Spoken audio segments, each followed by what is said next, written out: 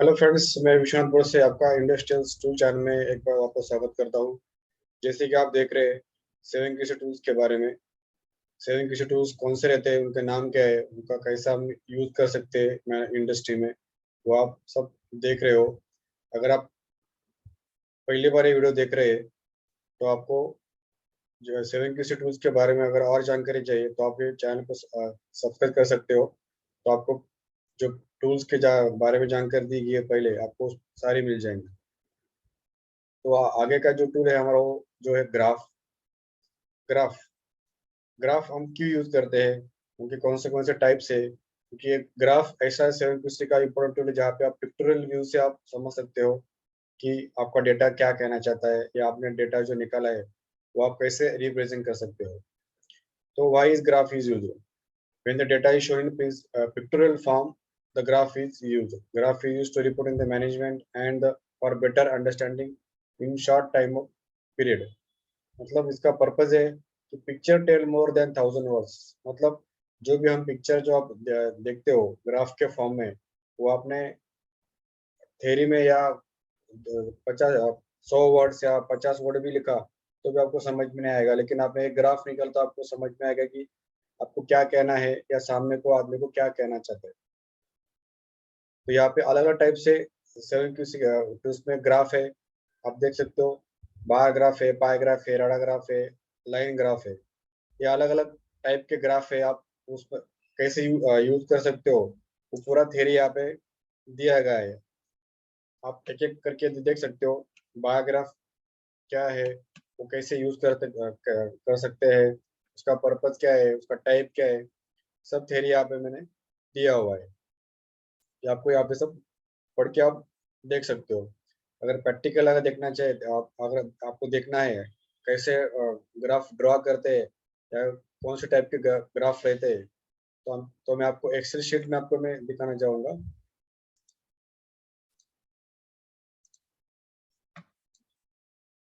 तो मैं आपको एक्सेल शीट में दिखाना चाहूंगा कि कौन से टाइप के ग्राफ आप देख सकते हो। यहाँ पे कुछ डेटा लिया हुआ है मैंने, जो परेटो चार्ट में मैंने दिखाया था डिफेक्ट का डेटा, वही डेटा के हिसाब से मैं आपको दिखाऊंगा। तो आपको डेटा को सिलेक्ट करना है। वो सिलेक्ट करने के बाद उसको रिकमेंडेड चार्ट्स में जाके, इंसर्ट में जाके रिकमेंडेड चार्ट्स में जाकर आपको क्लिक करना है। तो आप देख सकते हो यहाँ पे रिकमेंडेड चार्ट्स में अलग अलग टाइप के चार्ट्स आप देख सकते हो कैसे यूज किए हैं, या ऑल चार्ट्स में वो देख सकते हो। मतलब कॉलम टाइप है, लाइन टाइप है, पाई टाइप है, बार, एरिया, एक्स वाई। तो ये अलग अलग टाइप के ग्राफ आप यहाँ पे देख सकते हो। कॉम्बो है, फनल है, वाटरफॉल है, बॉक्स एंड विस्कर है, हिस्टोग्राम है। तो आप यहाँ पे जितने भी बार ग्राफ के टाइप दिए हुए आप यहाँ पे देख सकते हो। अभी आप ये आपके पर्पज के हिसाब से आप यूज कर सकते हो कि आपको कौन सा ग्राफ यूज करना है, या आपके पास कौन सा डेटा है और वो डेटा को आपको कैसे रिप्रेजेंट करना है, वो आप वो ग्राफ में पुट करके देख सकते हो। तो आपने देख लिया कि सेवन किसी टूल्स में कौन से टाइप्स के ग्राफ रहते हैं, आप उसको कैसे यूज कर सकते हो। तो यहाँ पे कुछ थोड़ा थ्योरी दिया हुआ है, तो आप पढ़ के या एक्सेल में जाके आप देख सकते हो वो ग्राफ कैसे यूज करते हैं या कैसे हम यूज करना चाहिए। जैसे बार ग्राफ में वर्टिकल बार ग्राफ रहता है, हॉरिजॉन्टल बार ग्राफ रहता है, स्टैक बार ग्राफ रहता है, पाई ग्राफ रहता है। पाई ग्राफ को कैसे यूज कर सकते हैं हम, तो भी आपको यहाँ पे एग्जाम्पल के तौर पर आप देख सकते हो। लाइन ग्राफ है। तो यहाँ पे अलग अलग टाइप के जो ग्राफ मैंने अभी बताए, तो आप कैसे ड्रॉ करने का, वो भी यहाँ पे एक बेसिक थियरी दिया हुआ है। आपको पढ़ के भी आप वो ग्राफ ड्रॉ कर सकते हो। जैसे मैंने आपको एक्सेल शीट में दिखाया कि ग्राफ कैसे आप ड्रॉ कर सकते हो और उसको यूज कर सकते हो। तो आप जैसे आपने थ्योरी यहाँ पे पढ़ा कि ग्राफ क्यों यूज करते हैं, उसका पर्पज क्या है, तो आपको ये याद ध्यान में रखना है, याद रखना है कि आप अगर कोई भी इंटरव्यू में जाते हो तो आपको आप अगर पूछा सेविंग टूल्स क्या है, तो उसमें जब ग्राफ आता है तो आपको बताना है कि ग्राफ का पर्पज क्या है, ग्राफ क्यों यूज करते हैं। तो आपको बताना है कि ग्राफ क्यों यूज करते हैं।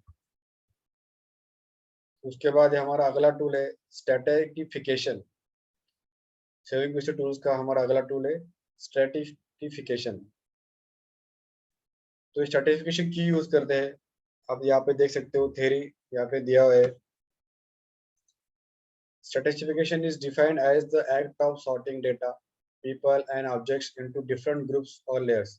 It is a technique used in combination with other data analysis tools. When data from variety of sources gets lumped, it loses its meaning and purpose. Stratification separates the data so that pattern can be seen clearly. Collection and analysis techniques separates the data so that patterns can be seen and considered one of the 7 basic tools. तो ये जो tool है, हम data sorting करके, मतलब अलग अलग जो डेटा हम यूज करते हैं तो हम उसको सॉर्टिंग के टाइप में यूज कर सकते हैं। जैसे कि equipments, ships, departments, material, suppliers, days of week, time of the day, products, ये हिसाब से हम उसको यूज कर सकते हैं। ठीक है, हमको कुछ बातें ध्यान में रखना है कि जब प्लॉटिंग करते हैं तो collected data on scatter diagram, chart, histogram और अदर एनालिसिस टूल्स वो अलग अलग कलर के होने चाहिए। तो आपको समझ में आएगा कि हम कौन सा चार्ट या कौन सा टूल यूज कर रहे हैं। Data that are distinguished in this way are said to be stratified. Always consider before collecting data whether statistics might be needed during analysis or not. Generally statistical tool बहुत कम use किया जाता है industry में, लेकिन इसका एक main purpose भी है सेवन क्वेश्चन टूल्स में। उसको कुछ एग्जांपल दिया हुआ है, आप एग्जांपल पढ़ के देख सकते हो कि अब एग्जाम में क्या दिया हुआ है। जैसे आप देख सकते हो एग्जांपल में लिखा हुआ है, अगर आपको कुछ शोरूम, लैम्बोर्गिनी का शोरूम अगर ओपन करना होगा, और आप ओपन करने के लिए अगर किसी कॉलोनी में ओपन करोगे, जैसे कि if I have to open a Lamborghini car showroom and I have open showroom in a colony area where middle class person live, is my showroom will run? Of course no. वैसे ही on the other hand, I open middle range car showroom near airport or the area where actors billionaires lived, is my showroom will run? Of course no. मतलब क्या हुआ, before open the showroom we have to stratify the location and open right showroom in right location. This is called as stratification, means sorting. मतलब आपको वो identify करना है कि आप जो भी करना चाहते हो उससे आपको पर्पस सेटिस्फाई होने वाला है या नहीं होने वाला है। जैसे आप देख सकते हो जनरल स्ट्रेटिफिक पिरामिड, ये यहाँ पे दिया है, upper class, middle class, working and under class. तो एक एग्जांपल यहाँ पे दिया हुआ है, डेट और रिएक्शन, मतलब वो डेट में इतना रिएक्शन निकला है। अनस्टैटिफाइड मतलब इतना क्लियर नहीं हो रहा है कि वो डेट पे इतना रिएक्शन है, लेकिन आपको ये नहीं मालूम है कि कौन से घंटे में कितना हुआ या कितने टाइम पीरियड में कितना रिएक्शन हुआ। तो वो सेटिस्फाइड आप यहाँ पे कर सकते हो। जैसे टाइम लिए आप देख सकते हो, 9 से 10 के बीच में 15 पीस निकले, 10 से 11 के बीच में 3 पीस निकले, 11 से 12 के बीच में 2 पीस निकले, 12 से 1 में 3 पीस। ऐसे आप स्टैटिक पे मतलब सॉर्टिंग कर सकते हो कि ये डेट में ये टाइम पे ऐसा डेटा मिला। तो आप देख सकते हो stratification can be done, a person have to deploy for reading data and data should be correct. Before data taken needs to be clear on which basis you have to taken data. जैसे मैंने आपको पहले बताया कि आप जो data लेने वाले हो उसका पर्पज क्या है, आपको वो डेटा लेके आप कौन सा आपको चार्ट या कौन सा पर्पज सॉल्व करना है, आपको वो आइडेंटिफाई करना है।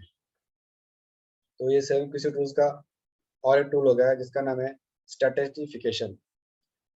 तो अगला टूल हम देखेंगे स्कैटर डायग्राम। स्कैटर डायग्राम ये भी एक ग्राफिकल रिप्रेजेंटेशन है जहाँ पे हम दो वेरिएबल्स का रिलेशन यहाँ पे हमको मालूम मिलता है, इसलिए उसको नाम स्कैटर डायग्राम दिया हुआ है। तो it can be between a cause and effect and between causes. Scatter diagram also known as a XY chart, it is invented by sir Francis Galton and first used in 1880 by Francis. In 1950s, Dr. K. Ishikawa popularized the use of scatter diagram. तो यहाँ पे आप देख सकते हो scatter diagram किसने invent किया और किसने पॉपुलर किया, और इसका पर्पस क्या है, इसको हम कैसे यूज कर सकते हैं, ये भी यहाँ पे मैंने थ्योरी में आपको बताया हुआ है, दिखा है। आप ये पढ़ के याद कर सकते हो कि आपको मालूम रहेगा। इसका बेनिफिट क्या है, तो आप तो यहाँ पे देखिए व्हाट इज स्कैटर प्लॉट और स्कैटर डायग्राम और XY चार्ट। तो ये scatter diagram is a tool for analysing relationship between two variables, that is temperature, hardness, stress, strain, कोई भी हो सकता है वेरिएबल्स, आपके हिसाब से आप कोई भी आप वहाँ पे ले सकते हो। One variable is plotted on the horizontal axis and the other is plotted on the y-axis. The pattern of their intersecting points can graphically show relationship between of patterns. Most of a scatter diagram is used to prove or disapprove cause and effect relationship. तो इसका benefit क्या है, कुछ advantage है जो आप scatter diagram use करके देख सकते हो। तो ये शो करता है कि दो वेरिएबल के बीच में क्या रिलेशन है, उनका स्ट्रेंथ क्या है, दोनों का रिलेशन का स्ट्रेंथ क्या है। साथ ही में the range of data flow, मतलब मैक्सिमम और minimum value can be easily determined, मतलब यहाँ पे आपको जो वेरिएबल आप लेने वाले हो उसमें आपको मालूम पड़ जाएगा कि मैक्सिमम वैल्यू कौन सी है और मिनिमम वैल्यू कौन सी है। और ये R&D टूल है, मतलब रिसर्च एंड डेवलपमेंट टूल है। तो वापस आप देख सकते हो कुछ थ्योरी यहाँ पे स्कैटर डायग्राम निकालने से आपको क्या ध्यान में रखना है, क्या नहीं ध्यान में रखना है, तो आप थ्योरी पढ़ सकते हो। साथ ही में उसकी कुछ लिमिटेशन भी है, कुछ टाइप भी दिए हुए।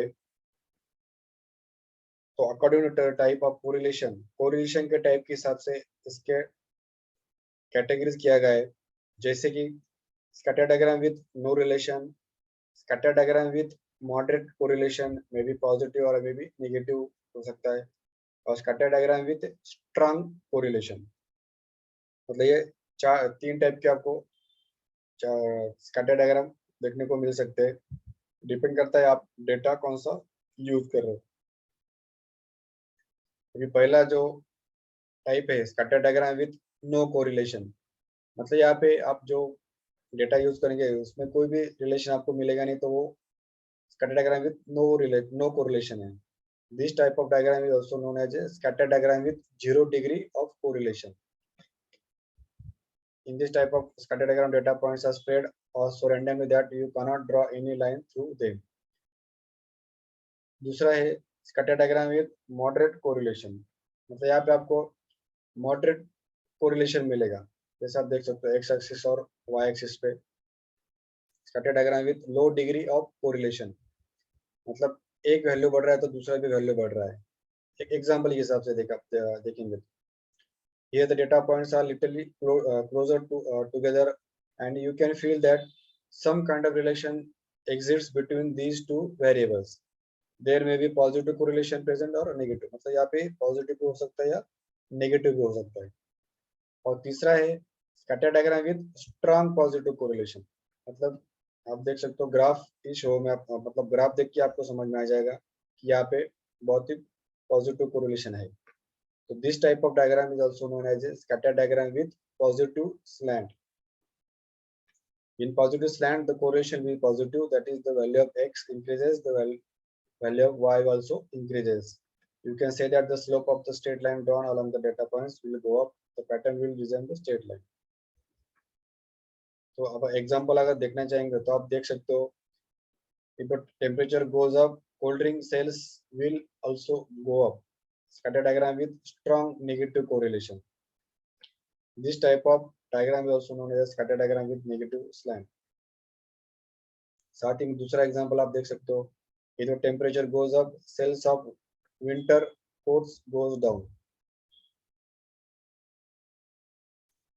तो यहाँ पे आपको स्कैटर डायग्राम ड्रॉ कैसे करना है, यहाँ पे आप एक थ्योरी पढ़ सकते हो, जैसे मैंने आपको एक्सेल में दिखाया था कि आप ड्रॉ कैसे कर सकते हो।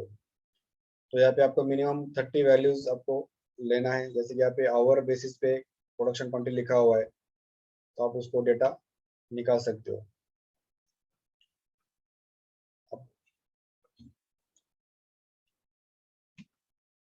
तो आज आपने देखा कि 7QC टूल्स के 3 टूल के बारे में, जिसका नाम है ग्राफ टूल, स्कैटर डायग्राम और स्ट्रैटिफिकेशन। तो ऐसे ही कुछ आने वाला अगले वीडियो में आप बाकी के टूल के बारे में जानकारी लेंगे। अगर आपको और भी जानकारी चाहिए तो आप कमेंट बॉक्स में उसके बारे में लिख सकते हो कि आपको कौन से टूल के बारे में और जानकारी चाहिए, और साथ ही में आप चैनल को सब्सक्राइब कर सकते हो आगे के टूल के बारे में जानकारी जानने के लिए। अगर आपको ये वीडियो अच्छा लगा हो तो आप उसको लाइक कर सकते हो, शेयर कर सकते हो।